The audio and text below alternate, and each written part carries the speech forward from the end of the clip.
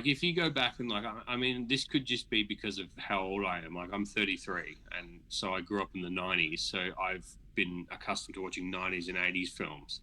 I feel like we peaked storytelling there. Welcome to the show, Cayde Joy. Thank you. So, what got you into filmmaking? Okay, because we have time. The actual reason I got into filmmaking is I've been a lifelong movie fan since I can remember. But when I was in late primary school, which would be, do you have primary school in the UK? Is that your, yeah, okay. So about grade 6, I'd heard about the film Freddy vs. Jason coming out, and I was a huge fan of the Nightmare on Elm Street and Friday the 13th films. So I was really keen to see that when it came out. And then that was sort of like the time when I started using the internet. Like, this would have been 2002. And I'd seen a few people had made fan films, like Freddy vs. Jason fan films, and then other ones like including like Michael Myers from Halloween and such. And I just started to think about that and was like, wow, that's really cool. And then that's what I started doing. I just started making Freddy vs. Jason movies. That was the first sort of thing I ever did. And then from there, you know, I'd hang out with my friends after school and whatnot, and we'd just start making short films. Like, a lot of them wouldn't be written or anything like that. We would just muck around with the camera. And then as I got older and got up to like about year 12, I started to think, well, this is something I could actually do, like, as a career. And I made a few more films with them, but they were still, like, you have to imagine, like, I'm making films with people that don't really want to be there, and they're not actors. So, like, they weren't very good. And, like, I'm not a cameraman. I shot all of it myself, but that's never been something that I've been interested in doing myself. Then I sort of just fell off it for a while and had a job working at a bottle shop. Didn't really think anything of it. I got an acting agent, and then I did some small jobs on, like, Home and Away and Neighbours and some, like, local TV shows here, which was fun. And I got a bit of exposure on set, which was something that I needed, like doing extra work and things like that. And then this would have been 2018. I joined a site called Star Now, which is just for like indie actors looking for jobs and that, and people can advertise jobs. I saw an ad for a time travel short film by some students, and I thought, oh, this sounds all right, I'll apply for it. And I got the role. I went to set, played one of the lead characters in it, and I was just looking around thinking, these kids are like, they're 18, 19, 20, and they're just making a film with like proper equipment. You know, I can see the organization in it. And I was thinking, well, why can't I do this? Like, obviously I've wasted a few years of my 20s, like partying and whatnot, but I thought, why can't I just do this? So I started amassing a team, and I went out and made my first film, and since then I haven't looked back. Would you say you're jealous of the 18 to 20-year-olds that has all the professional gear? Only because, yeah, but they don't own it though. The only reason they had it is because they hired it from the school. Whereas, like, the people that I have that work with me, like my cameraman, for example, he's got like a $10,000 camera. So it's more about finding the right people that have the right stuff that you can use and get off them. And then too, with that is it's easy because he has insurance on his own gear. So then I don't have to worry about it. So if like something happened to his camera on set, it doesn't fall on me to pay for it, which is handy because I'm paying for the film out of my own pocket. Like, nobody's sort of helping me. So that's the downside of this. Like, I'm essentially broke because I've just done nothing but make movies for the last few years. And yeah, but like, hopefully something comes of it in the end, because that's what I want to do with my life. What are some of the logistical challenges that come with funding your own films? There's a few bits I want to pick up from that, but we'll start with that. With the funding side of things, what are some of the challenges? Because if it's in, is it safe to say it's not a one-man show, but it's being funded like a one-man show, if that makes sense? Yeah. So what are some of the challenges with that? Because you said you're broke, but beyond that, I'm first world broke. Like, I have my, you know what I mean? Like, I'm living paycheck to paycheck, essentially. It's just about making sacrifice. Like, for example, I was dating a girl right before I started my first film, and because I put so much effort into that, I was like to her, like, look, we can't go out for dinner once a week anymore. Like, I need to focus on this. And then eventually we broke up. It wasn't because of that, but we broke up. And then I sort of got to this point where I feel like I can't offer someone 100% of me in a relationship because I'm focused on this. And then at first that brought me down a little bit, but then I thought, well, I'm focusing on my career and what I want in life. So if I just keep pushing forward, so what I'm getting at is it's sacrifice, essentially. Like, I did a few GoFundMes to ask people for funds, but there's only so many times you can ask your friends and family to give you money. And like, for my, not the film I did recently, but the one before that, I managed to get $1,000 because I used my 30th as a cover for it. I was like, oh, it's my 30th, give me money, and I managed to get a little bit for that. But other than that, the only other problem is like I'm trying to get funding for a feature film now, which would be my first feature film, and I found that incredibly challenging. Like I thought that would be, I was like, I'm going to get it. It would be easy, but I've applied to so many different studios around the world and like pitched my film, and like I made a short film version of what the feature film could be and sent that off to them, and like some of them just don't even reply. Or and the problem is and I found this out recently, that in the 90s and even in the 80s too, if a film came out and it didn't make its profit back, they would have the back end with the DVD sales and VHS sales. And we don't have that now because everything goes to the streaming service, and no one's, essentially only the streaming service is making money. They're not making like sales from DVDs and stuff like that. So studios are less likely to take a chance on an indie film. That's why, like, when you look at what's on at the cinema now, it's more, you do still get some smaller films, but it's primarily like your big like Avengers movies and like event type cinema stuff that they know that's going to make money. Yeah, because when you're saying about small indie-ish films in cinema, the last one I actually went to see this last year that came out was Long Legs. You ever see that? Oh yeah, I know the one you mean with Nicolas Cage. No, I haven't seen it, but I think it's on Prime now. I think I've seen it on Prime. I wouldn't mind watching that. Yeah, my point with that is because that's the only one that's like really indie I can think of. Because the other film that came out like literally the day after I seen this, Long Legs, was Deadpool and Wolverine. And I was like, yeah, then that's big action. And you're seeing that quite a bit of Hollywood at the moment, where they're making a lot of reboots. So I know they're trying to reboot Rapunzel. They've got that live action How to Train Your Dragon, and I wouldn't be surprised if they brought out another video game, because they've done Minecraft recently. It's because they know it's an IP that they can, it's got a fan base already and they can make money off it. Yeah, because I'm not a fan of remakes at all. Like occasionally, it depends what the movie is, but generally 99% of the time, it's not worth doing. Like the original's always better. Sounds like the same problem video games have, where yeah, there's a remake or remaster. Let's be honest, it's pretty much the same, but the graphics nicer. It's kind of in the same vein in that regard. Yeah. Are you open to talking about what your feature film's gonna be? Yeah, that's if I get the funding for it. So the plot of that movie, it's called Red Lawn, and one day we have goats in our back paddock, and I was standing out there with the dog just looking at the goats, and if you see the goats at night, their eyes glow yellow, like they look like demons. And I was thinking I should do something with the goats. And then I just did a quick Google search and to have a look and see if there was any like horror films with goats in them. And there isn't. There's ones with sheep and different things like that, but no horror films with ghosts where they're the ones doing the evil stuff. Like they're always being sacrificed to the devil or something. So I thought, all right, I'll come up with an idea. And then started working on it. And the unit I'm currently in right now is where I live. My whole family lives on this big property. And my sister used to live in this unit, which is backed onto the back paddock, but she moved out. And I thought, well, nobody's in there at the moment. I could use that as the set. So like I could have like, hire actors to play a family that live in here. And then something's going on with the goats. And then I started just developing the story. And eventually it became that the father of the family, he knows what's going on and he's feeding people to the goats. And there's something going on with the goats. And I don't want to say too much, because it'll give it away, but one of the goats is like, there's something going on with her, and she's like the leader of the four of them. And yeah, it's a full-blown horror film.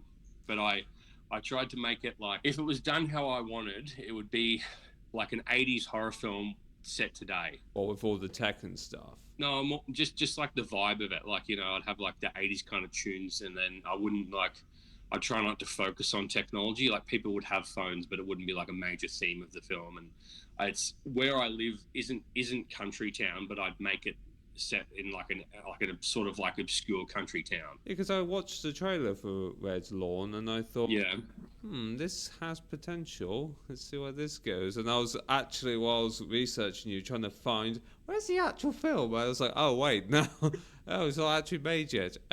So what we did was I made it's called a proof of concept. So that's essentially like you either make a scene for the movie or make like a shorter version of the film. And what we ended up doing was shooting like 12 scenes from the movie and sort of cutting it together. So if you watch it, it's kind of jumpy, but it more or less tells the whole story of what I'd want for the film. And I think I did pretty well. Like, I would have, in retrospect, if I'd done it again, I'd probably use a few different actors, but sometimes you just don't know until you're actually on set with them how they're going to be. And that sort of falls on me too. I didn't do any rehearsals with the actors. We only just did casting and then sort of went into it. Because one of the biggest mistakes I made with this was I made a Wolverine film, and I made my film Deliberation, which is the one that I got you to like that post of the other day, all back to back. So there was kind of like, I felt like I could do it as a challenge. Like, let's make 3 movies back to back to back. So I was filming for like over 2 months nearly. And I feel like they all suffered a little bit because of that. Like, I couldn't give them all 100% of my energy, but I'm still pretty proud of what we did in the end with all 3. So it came out all right. I seen Wolverine film earlier, and I thought, okay, I can see where you're going with that one. But now I get what you mean when you're trying to divide your attention across multiple things. As I'm in a similar situation as you with this podcast, where I've got a bit of some other stuff on the side, and I also work a job. It's a nightmare trying to accurately put all your attention into the thing you want, or in my case, things, because then you've got something else you have to screw around with. Well, Wolverine's a good example. You see how it just sort of ends, like in the middle of a fight scene. I would have liked to shoot more, but that particular night that we shot the scene in the fight cage, we were meant to wrap at 2 a.m. and we were still filming at 5, and everybody's like, we need to go home, like we're way over time. And I was like, all right, we'll just go. And then we had no more shoots because we had to go into the next film. But whereas if I had have just done that movie, I could have said, okay, come back next week and we'll do another day or 2 and we'll add a little bit. Because that's the only thing I hate about that. The movie just ends like in the middle of a scene. But the idea with that film too was it was a pipe dream attempt to try and get Marvel to notice me as possibly a future Wolverine. But in the end, I was happy that I just got to play one of my childhood hero characters, and it was really fun. That was so fun. Yeah, why do you star in your own films? So that's the first movie I've acted in like 5 years. So, because originally when I said it before about the Freddy vs. Jason stuff, acting was always my first dream. Like, that's what I wanted to do. But then as I got a little bit older, I started to enjoy writing a lot more. Like, if I could just write and do nothing else, I'd be happy. But then I started to think like, okay, when I say, well, I've some key thing I forgot to mention too. When I said I did that student film, I ended up becoming friends with a group of them, and I wrote a film and got them to direct it, and I acted in it. And while I was on set, I kept thinking like, the director was a really good kid, but he was doing things that I wouldn't have done, like with the story, and I don't know whether it's me being like attached to my own story, but I was like, you're not doing it how it's supposed to be, if that makes sense. So I started to think like, well, I need to be the one telling my own story if I want to get what I want out of that story. So then that's what sort of drove me more towards the directing side. And now that I've done that, I really enjoy being behind the camera. But then once I got back in front of the camera, it's like, I like doing it all. So if I could just keep doing everything, that would be great. It just reminded me of a memory from when I was a little kid, because I remember we would show each other's notebooks in class. I remember they picked mine.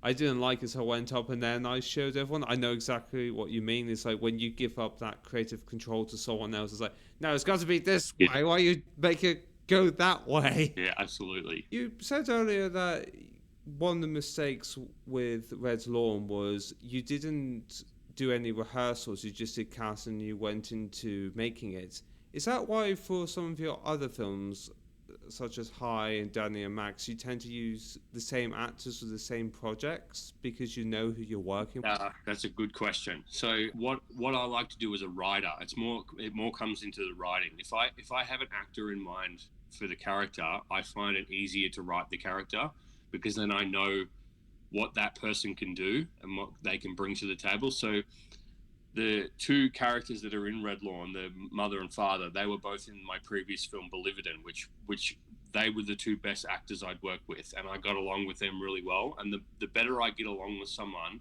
and the more I know about them, I can go, okay, she can do this and he can do this. This is what I can bring out of them and get the best performance out of them. So bringing those two back, I didn't even, when I direct those two, it's Aaron McDougall and Emma Spencer. I almost don't need to direct them. I just tell them, this is your character, go. And they, 99 out of 100 times, they just nail it. It's me just giving them like little snippets here, do this with your hair, or be a bit angry, etc. Whereas with the younger cast in Red Lawn, I felt like I should have spent more time with them. But to go back to your question, sorry, because I'm rambling now. Yes, it is easier to use the same actors for me. I know a lot of other directors do that, because you do see that in like films, like Johnny Depp's always in what's his name's films, Tim Burton's films, etc. Like that. Like, I just find it easier because you've already established a relationship with this person. You don't have to get to know them, a new person, and then work out what they can bring to the table, etc. It's just easier for me. That's personally, yeah, to answer the question in a really long roundabout way. Well, I think as well is they know your directing style, and like you said, you've developed that relationship. You can just all work together really well. Yeah. Which of your films would you say you're the most proud of, and why? It's hard to answer because there's different answers for different reasons. Like my first film, Danny and Max, I'm proud of that because it was more of like a challenge to me whether I can do this or not. And the other reason I'm proud of that is my dog Jax. He acts in the film as Max, and he's just over the top great in it. Like, he did everything I wanted him to do, and he's not trained. And people would tell me, like, you're going to struggle to get the dog to do things. I've heard nightmares about dogs not doing what people want on set. He did everything I wanted, and he just nailed it. So I'm really proud of that. High's the movie I'm the least proud of. Like you mentioned that before. I don't even like talk about that, essentially. Deliberation, that was it. See, I love action and horror, really. They're my two like main genres. With Deliberation, it was like, all right, I'm going to try and do something totally different. So I made a rom-com. And when I watch it, I go, oh, it's boring. I'm not really interested in it. But then it's the movie that won awards. So it's sort of catch-22 with that. Overall, though, I'm pretty happy with Red Lawn. Loaded Deliberation, my newest film, I'm pretty happy with. It's sort of a hard question to answer because every time I make something, I don't know whether it's just me or not, but I'll watch it and just pick on it. I go, I should have done this, I should have done that, should have used this. But overall, I'm pretty proud of all of them, but for different reasons, like I said. You make them sound well, technically they are your children in a unique way, you know what I mean? It's like they're your baby, you made them happen, and now they're out in the world. But it sounds like they're all different children, but you love them all for different reasons. So well, I know you say that's probably your least favourite, but you like it for one reason, you like Danny and Max for a different one. Are they all connected in the same universe or same storyline? Only Danny and Max and High are. Yeah. They are. The others aren't. Pardon? The others aren't. Just Danny and Max and High are the first two. All live sorry, I can't read. No, it's not. Really? Oh, I know why you're asking me that. It's because it's called the Forest Clock Trilogy. So it was the idea that it could be like an anthology trilogy film, like where it's three different stories, like Black Mirror or something like that. But the only thing that connects the three films is there's a clock with a forest on it in all three of them, set to a different time. And it was just like this is a trilogy of films, and then I'm going to move on to do something different. They don't really have anything connected. It was just an idea. I thought they were all connected because in the first one, Max gets taken by, I forget her name, in the first film. The second film, Louise has got the photo from her relationship with Danny, and then the third film, you see the same actor with Max, and that gets referenced. So I thought they all linked together that way, but no. I didn't realise it was a clock. I know what you're saying. It does make sense when you say it like that, but yeah. What would your dream film be if you got to make it? So you said you like action and horror, but if I just gave you all the resources and all the budget, that's basically the perfect scenario, what film would you make? I have an idea for a film called Dark World, which is it's like a mashup between Mad Max and Escape from New York. So it's like a post-apocalyptic Australian film, and then I would be the lead character in it because like I love apocalypse type stuff. Like I'd love to do something like that. Other than that, I'd love to make a Predator film if I was able to get the rights to do that. Predator. Okay. Would you set it in the jungle or in the city? I'd set it in the desert, like in Iraq or Iran or something like that, like during a conflict. It's just something different because that's the Predator's my all-time favorite film. So when I watched the first one, it's like, okay, it's in the jungle. The second one's in the city. The next progression would be to do it somewhere totally different, but then they just keep seeming to go back to the jungle each time. It's like, I get it. Like the jungle works for what it is, but I'd like to see something totally different. You could work it. I had this idea from Yahtzee Croshaw, and I don't know whether he still makes with this guy, but I don't know whether he still does, but an ex-streamer, and to be confirmed, called V Ventile. They were playing Amnesia, The Dark Descent, and that was set in the desert, and one of them had a suggestion where you could play with the character being dehydrated, so they'll see the predator, but because they're so dehydrated to the heat, they don't have the energy to get away from it, so you just see the predator stalking. They keep looking. You could do something like that. Yeah, that'd be quite funny. What films would you recommend people watch if they want to become filmmakers? So what I mean by that is, what films would you... I assume Predator's in there, but what would you recommend people watch if they want to get inspiration to then go make their own films? I think that comes down to more personal preference. Like if you're... Because this is one fun thing about being a filmmaker. Like when I do these films, I meet a lot of different people from a lot of different walks of life, and everybody has a different opinion about different things. Like one guy will say Christopher Nolan is the be all end all. Another guy will say Stephen King is. You know, it's just, I think it just comes down to personal preference. Like for me personally, like I watch everything, like every genre that there is. So I bring my inspiration from everything, and that's why I know I'm not really answering the question properly, but I think it's just personal preference, really. Like if you want to be an action movie director, you just watch action movies. Whereas if you want to be a horror movie director, you watch just horror films. But then I feel like if you watch everything, you get a good base of human emotions from every genre, and that would be my advice. Watch everything. Don't stress about it being an award-winning film. Watch indie films, watch cult classics, watch B-grade movies and find out why that movie's shit, what not to do, things like that. No, I get what you mean. I've got this personal term called the book diet. So it's sort of like a regular diet where you have a bit of everything, but with books you read a bit of everything. You're suggesting more of like a film version of that. Watch every genre and see what you can pick and take into it. Yeah, because you never know what's going to inspire you. Like I'll try and give an example. Like with Red Lawn, like I didn't mention it, but it's really like a Stephen King type of story. And like I'm a big fan of Stephen King's like novels, because with Stephen King's novels, it'll be like, you know, take Cujo for example. It's about a killer dog with rabies, but if you read the novel, it's really not about that. It's about the family, and then the killer dog is just the added plot point that makes the movie good or the story good.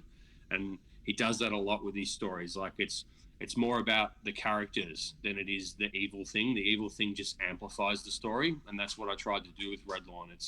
It's really about the family and their problems and that, and then the goats killing people is just an added thing to make the story better. And I feel like if you see like that, it's a horror film, but it has like this core drama story with the family, and like I wouldn't really know about that unless I watched drama films as well. So yeah, I feel like you need to watch everything if you really want to be good at something. Like you just said with books too, it's the same with music. Like if you're an artist, you're probably better off listening to all types of music instead of just one genre. Yeah, I can see that. Your upcoming film, I keep forgetting the names of all your stuff. I know it goes... Loaded Deliberation. That's it, Loaded Deliberation. I've read the blurb for it, but can you explain what it is for those who don't know? So it's an action film. So this, like, other than Wolverine, this was like my first like serious action film, because and this is a fun thing to talk about, just to sidestep. The reason why a lot of indie filmmakers make horror films first is because horror films are the easiest films to make cheap money wise, because it's easy to make like blood effects and that, whereas doing an action film you need guns and stunts and stuff like that, and that takes a lot of time and effort. And like with the guns in the film, I had to go and find a site that does like prop replica guns, so I can get away with not having real, because I didn't want to have real guns on set. Obviously it's a bit, that's a whole nother ball game. You got to have armor and stuff like that. So that was a fun experience, going to the shop and they've just got a wall of just guns, and it was like, oh, pick whichever one you want, $50 a day per gun. And I was like, sweet. All right, so with Loaded Deliberation, it's an action thriller, and it is about a group of bank robbers who have just robbed a bank. So you don't see the bank robbery, and you just see them break into a warehouse, and they're hiding from the cops. But while they're in there, they all turn on each other because they want this safe that one character has, and only one character knows the code to the safe. And this is inspired by Pulp Fiction, if you've ever seen it. So you know how they have the briefcase and you just never find out what's in it? I did the same thing. So you don't even know what's in the safe itself, but everybody wants the safe. And it's like, all right, and everyone just slowly turns on each other. It sounds a lot similar. When you said Pulp Fiction, I got confused with another film that I'm going to bring up. What's it called? Is where they've completed the bank, they've completed the job, and you see them going one at a time, and then they just turn on each other. It's what's that called again? It gets a bit wacky because a cop gets kidnapped, and then Reservoir Dogs. That's it. It sounds similar. I can see what the inspiration. Yeah, but this is more. I know what you're saying, but this is like, it's a contained. They're all in the same spot, essentially. Like, we're all in this one warehouse and we can't leave, and then everyone just turns on each other. And that was really fun to make. Sounds like a kettle pot in a way, or like a boiling. It does, doesn't it? It's like, oh, they're all stuck in this environment, high tense situation. Let's just turn up the temperature a bit. What is your opinion on the current state of the film industry? Because you're heavily involved in making films, but when we're talking about big, like AAA Hollywood films, what's your opinion on the state of the film industry? I don't think people are taking chances as much anymore. Like, I feel like we peaked. Like, if you go back and, like, I mean, this could just be because of how old I am. Like, I'm 33, and so I grew up in the 90s, so I've been accustomed to watching 90s and 80s films. I feel like we peaked storytelling there. Like, there are good films that came out after that, but it's like, it's just, everything's just recycled now, in a way. Like you said before, everything's just getting rebooted and remade. And I find a lot of, like, I watch a lot of like Netflix and Prime and that. A lot of films that I watch on there, they'll have really good premises, but the ending's shit. Like, it's like they just didn't have an ending, and then they just sort of chopped it together at the last minute because they didn't know what to do, or it ends with a cliffhanger and you know they're never going to make a sequel. That's my only sort of gripe about it. But we're also, with going into the film industry, I feel like television is just the thing now. Like, there's so many more good series out there. And as a writer, I already know, like, would you rather just write one 90-minute movie, or write these characters that you've fallen in love with for 10 episodes and develop like a full character arc? Like, I can see why television's so good, because you don't have to rush the story. You can stretch it out and like build it up. So, like, would I make TV shows? Absolutely. Like, that's something I would do as well. But like, what am I going to do there? I'd only really be able to make a pilot and then try and get somewhere with that. But, like, I still think the art of filmmaking, there's a lot of people like me out there doing indie films. And I feel like if we just get more of a chance to show what we can do, the industry might have like another good boom period. Like, if studios just take more chances on people, where instead of just recycling stuff from the past and hoping that I mean, at the end of the day, it's a business. Like, a lot of them are not looking at it from an entertainment value, they're looking at it in dollars and cents. So is that why you made, is it Rogue is Rogue Warrior Entertainment? Thank you. My company name. Is that why you set that up, so you could make your own studio, or is that just something you've... Well, that's the eventual goal. Like, obviously it's just a name at the moment for my films, and like, a lot of people like me have the same thing. They'll just have a name, but it's not technically a company. Like, I own the name, I've got it copyrighted and whatnot, but the eventual future goal would be to build that up into a physical thing. I can have my own indie company. Yeah, that makes sense, because then you're the one who's going to be taking the chances and not so dependent on Sony, for example. Yeah. Yeah, no, that makes a lot of sense. What chances would you take with Rogue? I would make my own films, but then, you know, I'd bring people in like me now and say, like, what do you want to do? Why do you want to do it? And just talk to them and figure out, like, what's their goal, and, you know, show me a script. What do you want to do? Who do you want to use? And if they gave me a good vibe about and showed me they were passionate about their story, I'd give them a chance. It sounds very much like what Valve used to do with when they made games before they got basically just, oh, we got Steam, we'll just ride on that, where they'd have a massive tentpole game to bring in all the money, but they let smaller teams go and, hey, you want to make this game with a portal gun? Go nuts. And they did that, and then we got the Portal franchise. It sounds exactly the same, but it's less with the tentpole stuff. I mean, it could be, you know, like the tentpole thing could be my film that I is a big budget movie, and then we use that to fund small stuff. Because I feel like I'd even like to like do something where we like try and promote short films, because some short films are really good. Like I've seen ones that people made. They might only go for 10 minutes, but it's like that was a really good film. If you give that person who put that much effort into that the feature film budget, they could make something great. Have you ever seen, is it Omelette? It sounds familiar. Yeah, they have a habit of posting a lot, and I mean a lot of short films. They do quite a bit of horror, but I think they've got a channel not dedicated to horror, so there's other short indie films. Some not so great, but the ones that are good, I know exactly what you mean, like, oh, they are good. I remember when I studied filmmaking in uni, there was this one, actually two shorts, they were both horror. I won't spoil it, but there was one in a lighthouse, and there was another one where it wasn't jump scares, but it was more horror of what was going on. They were both shorts, and you're just sat there going, this is bloody amazing. That's all it takes sometimes. And like what you just said about that, what's going on horror, I think that's better, because then you're forcing the audience to use their imagination. And if they're using their imagination, they're scaring themselves. You're just like adding to it with the atmosphere. Yeah, and you're also not relying on cheap jump scares. I mean, I haven't seen the latest Five Nights at Freddy's, but I don't think it actually has a jump scare scene the way we would have thought, with the animatronics going, ah! It's just more, yeah. But no, I think that works better. And I think as well with that, if you bring in the psychology and just start messing with people's heads, and it, like you say, it can be a lot more effective than going, oh, the ghost went boo again. Yeah.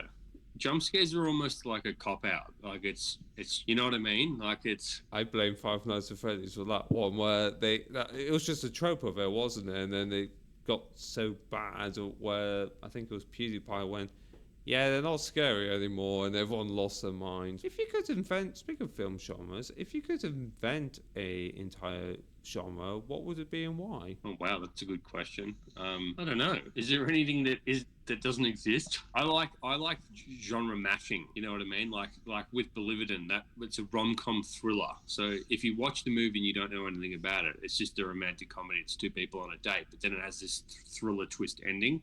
I like mashing genres that don't necessarily go together. I mean, I feel like action can go with anything. Like you get action sci-fi, action thriller, action drama. But yeah, like what is there that doesn't exist? You're saying about matching genres. I just had two that come to mind: noir and cyberpunk. Those two never. Oh yeah. Yeah, that could work, because those two never go together. Yeah. I assume romance and horror have gone together. I don't know. Maybe sitcom and crime, like a crime film, maybe. Oh yeah. Yeah, that could potentially work. Is there any genres you don't feel comfortable working with? Oh really? I have notes in my phone. Like I write stuff all the time, whether it's just like a basic plot or a scene for a film. And I reckon I've covered just about every genre there is. The only one that I probably wouldn't, acting-wise, I probably wouldn't want to do a drama myself, like where it's heavy drama. But directing, I could do it. It depends more like, it's more like what I want to do. Like I don't, like I'd love to make a Western movie. I'd love to make a proper sci-fi, you know. No, not really. I reckon comedy might be the next thing I do because I haven't done a proper comedy. Cayde Joy, everyone. What can people expect from you besides loaded deliberation in the future? When is that film coming out? So once it finishes its film festival circuit, the last film festival that it's submitted to is in December, I believe. It'll either be coming out in January or February. And after that, so Red Lawn is also on a festival circuit run, and it's been targeted at film festivals that can lead to funding or distribution. So hopefully something happens with that, and hopefully that's what I want to do next. I want to do Red Lawn as a feature film. So hopefully I get the funding I need and the help to be able to make that into my first feature film, and then I can take the step up from short films to feature films and start really getting ahead with what I want to do. Is that because I've seen that you submitted it to Richmond Film Network? Nothing came of that, so it didn't. No. Yeah, I mean, like at the end of the day, though, it's still nice to have the official selection because, like, if you watch movies on like Netflix and stuff, all the time I see the trailer for them, and it will say official selection at this festival, etc. But they didn't win. Sometimes it's just about getting that film in front of the right people at the right time, and someone might say, okay, I like this person, I like what they did here, and then they can lead to something. So just getting selected is a good thing. Winning is obviously better, but so yeah, hopefully something else happens with the bigger festival over the next few months. I hope so. Where can people find you as well, social media wise? So I have my Rogue Warrior Entertainment page, primarily where to follow me, and a YouTube channel which has the films on it and trailers for the newer films that are on their way. Other than that, like my personal account, but I don't really follow many people outside of friends and family on my personal account. It's more about the film pages. I also have a Facebook page for Rogue Warrior Entertainment, but I don't use that very often. I primarily keep it on Instagram, and yeah, just that and the YouTube channel. Cayde Joy, everyone. Thank you for watching. If you enjoyed that episode of Cayde Joy, then I have Julian Bell, who is a cinematographer, over here. But if you want to hear from an actor who has been on the BBC, then have Kerry Headley Cheney on the other side. Go on, pick one.